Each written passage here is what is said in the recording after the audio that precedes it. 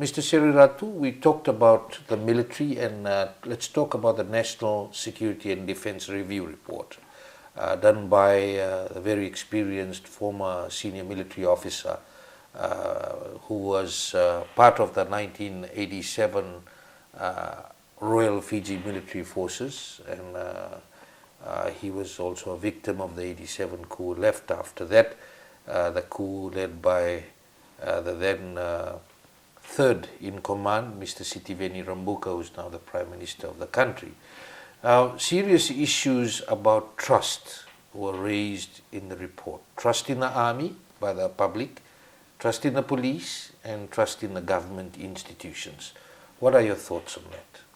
Thank you, Vijay. First, let me join others who have acknowledged the National Security and Defence Review Report.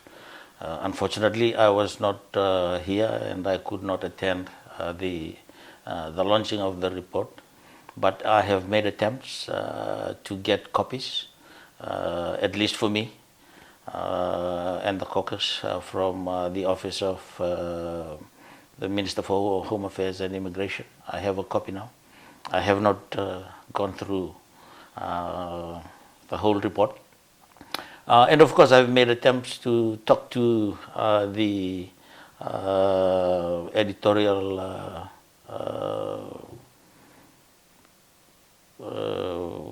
I don't know what he's responsible for the editorial component, Professor Satish Chand of Australia. We had some good discussions, and I have asked, and I will follow that through with the Honourable Minister as well, if the National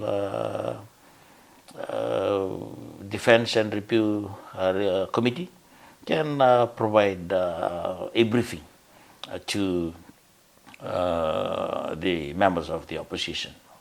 Reason being, in most countries, when it comes to key documents, and this being one, defense, because the national security strategy is going to be an outcome of the report that's before us. Usually there's a bipartisan approach to this, because this will involve a lot of commitments, funding in the long term, and it would be good for us to be in it as well. When it comes to the issue of trust, not only, I think it's not only about the RFMF and the police, but almost in every government institutions as well. My simple question, my simple answer is, this is a governance issue.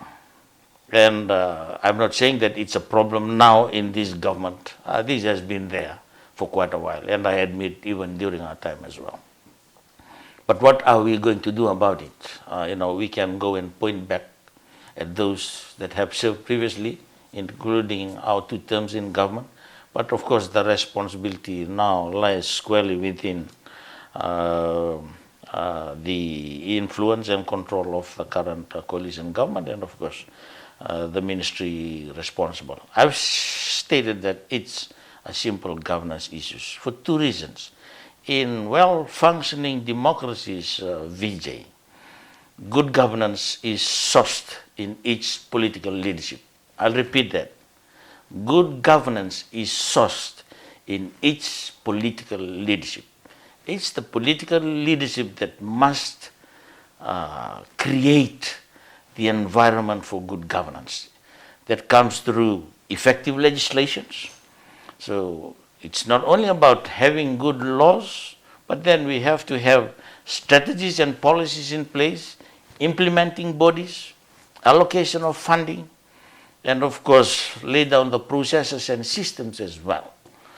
And when processes and systems are laid, then we have to ensure that we have a strict commitment to the upholding of the rule of law, and of course also ensuring that we respect due processes and systems.